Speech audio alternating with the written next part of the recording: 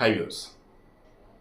నేను ఎలక్షన్స్లో కూటమి గవర్నమెంట్ గెలిచిన తర్వాత కూటమి గెలిచింది అండ్ వైసీపీ ఓడిపోయింది.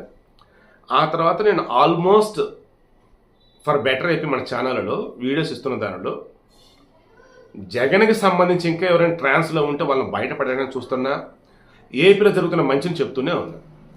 ఈ మూమెంట్ అసలు మరలా జగన్ టాపిక్కే తేవద్దు, అసలు వైసీపీ టాపిక్కే తేవద్దు అని చెప్పుకుని కొంతమంది కామెంట్లు పెడుతున్నారు. మీరు కోరుకున్న గవర్నమెంట్ వచ్చిందో ఇంకేంటని.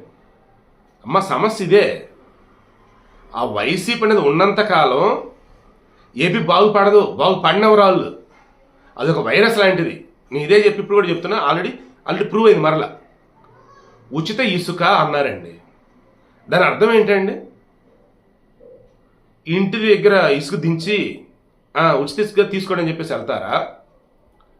ఒక లెక్కాపత్ర ప్రకారం ఇసుక ర్యాంపుల దగ్గర ఎలా, తర్వాత ఈ డంప్ యార్డ్లు ఉంటాయి అక్కడ ఎలాగా, తర్వాత అక్కడి నుంచి డిస్పాచ్ ఎలాగా, లైక్ ఇవన్నీ ఉన్నప్పుడు లోడింగు, ట్రాన్స్పోర్టు, సేవరేజ్ ఛార్జెస్లు ఏవో ఉంటాయి.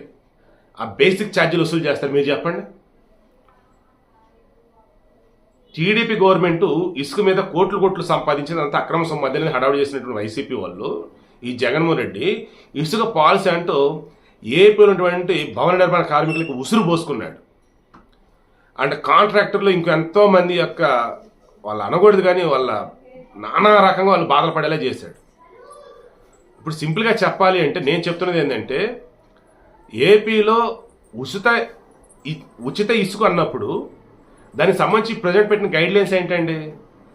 జిల్లా collector and joint collector and IPS officer ఏమంటారు, డిఎస్పీలు అండ్ వెదర్ కొంతమంది కమిటీ మెంబర్ లైక్ అవేలో ఉండి ఇసుక రీచ్లు ఎలా ఉన్నాయి, తర్వాత ఈ ఇసుక డిపోల దగ్గర ఎలా ఏంటి ఇవన్నీ కూడా చూసుకొని మొత్తం కూడా చెల్లింపులన్నీ ఆన్లైన్లోనే. అండ్ ఎవరైతే ఇసుక కావాలంటున్నారో వాళ్ళకి పర్ డే 20 టన్నులుగా మించి ఇసుక ఇవ్వరు. ఓకే, మీరు చేయాల్సింది కూడా ఏంటి, అక్కడ ఆధార్ సమర్పించాలి, మీ ఫోన్ నెంబర్ వాళ్ళు మీ డీటెయిల్స్ ఇవ్వాలి, చిరునామా. దెన్ పర్ డే 20 టన్నుల మించి ఇసుక ఇవ్వరు కాబట్టి వెహికల్ మీరు తెచ్చుకున్నారా లేదా అక్కడ ఉన్న వెహికల్. దీనికి సంబంధించి అక్కడ ఉన్న వెహికల్ కనుక అయినట్టయితే, గవర్నమెంట్ త్రూ అయినట్టయితే, ఈ ఇసుక ర్యాంప్లో రీచ్లు ఏముంటాయి చూశారు, అది వచ్చేసి ఏంటండి, నదిలోంచి తీసేవి, కాలంలోంచి తీసేవి లైక్ అక్కడ. తర్వాత ఈ ఇసుక లోడింగ్ పాయింట్లు ఉంటాయి కొన్ని చోట్ల. ఫర్ ఎగ్జాంపుల్, ఎక్కడైతే ఈ వైసీపీలు మొత్తం వైరల్ చేస్తున్నారో టన్నుకు వచ్చేసి 1300 1400 ఉందని చెప్పేసి, ఎక్కడిది, గాజువాక దగ్గర. నియోజకవర్గం ఎవరు గెలిచింది? పల్లా శ్రీనివాసరావు, ప్రజెంట్ టీడీపీ రాష్ట్ర అధ్యక్షుడు. అక్కడ ఉన్నటువంటి ఇసుక ఏదైతే ఉందో వాళ్ళు రాజమండ్రి నుంచి తెచ్చిన ఇసుక అక్కడ గూడెం స్టైప్ డిపోలు అన్నట్టు పెట్టేసి అక్కడి నుంచి ఎవరు కావాలంటే వాళ్ళకి ట్రాన్స్పోర్ట్ అన్నట్టు ఇస్తున్నారు.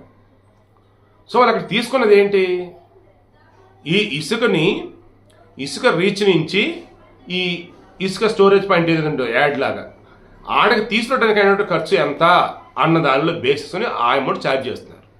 ఫర్ ఎగ్జాంపుల్, కృష్ణా జిల్లానే తీసుకోండి. నేను వెనకాల అటాచ్ చేస్తాను చూడండి, క్లియర్గా బిల్లు కూడా ఇచ్చున్నారు. 4.5 టన్నులు ఉన్నటువంటి ఒక ట్రాక్టర్ ఇసుక, దానికి అయినటువంటి బిల్లు ఎంత ఏంటి మొత్తం చేస్తే టన్నుకు వచ్చేసి 290 రూపాయలు పడింది అంతే. అలాగే తిరుపతిలో టన్నుకు వచ్చేసి 500 రూపాయలు పడింది అంతే. ఎందుకంటే దాని చుట్టుపక్కల నదులు ఉన్నాయి కాబట్టి. సో నదులుండి ఇసుక లభ్యత బాగా ఉన్నటువంటి చోట ఆబ్వియస్లీ తక్కువ రేటుకి వెళ్ళిపోతుంది ఏది చుట్టుపక్కల వాళ్ళకి. నదులు లేనటువంటి చోట, ఇసుక ర్యాంపులు రీచ్ లేనటువంటి చోట అక్కడ ఏమవుతుంది, వాటిని ఈ డంప్ యార్డ్లో లేదంటే అప్పుడు స్టోరేజ్ పాయింట్స్ అంటే చూసి ఇసుకు సంబంధించి ఆడికి తీసుకున్నట్టుగా ఖర్చుని ఆ వేలో క్యాల్కులేట్ చేసి ఇస్తున్నారు. ఇందులో ఏమైనా తప్పు ఉందా? ఏమనాలి ఇప్పుడు చెప్పండి అసలు ఈ వైసీపీ వారిని? అడ్డదిడ్డంగా, అన్యాయంగా, ఘోరంగా. అండ్ మీరు చెల్లించే డబ్బులు ఉన్నాయా అన్నీ కూడా మరలా ఆన్లైన్ పేమెంటే, డిజిటల్ పేమెంట్స్ అన్నీ లెక్కపత్రం ఉంటుంది. అండ్ ఈరోజు ఎంత తీసుకు అమ్ముడుపోయింది ఏంటని చెప్పేసి మైన్స్.gov.in ఐ థింక్ ఏపీకి సంబంధించిన మైన్స్ వెబ్సైట్లో నైట్ 8 6 అయిపోతుంది స్టాక్ పాయింట్స్ ఏవైతున్నాయి అక్కడ. ఒకవేళ ఇసుక ఉన్నా కానీ అగైన్ ఇంకెంత స్టాక్ ఉంది, ఈరోజు ఎంత అమ్మింది, మొత్తం నీకు లెక్కలు ఉంటున్నాయి.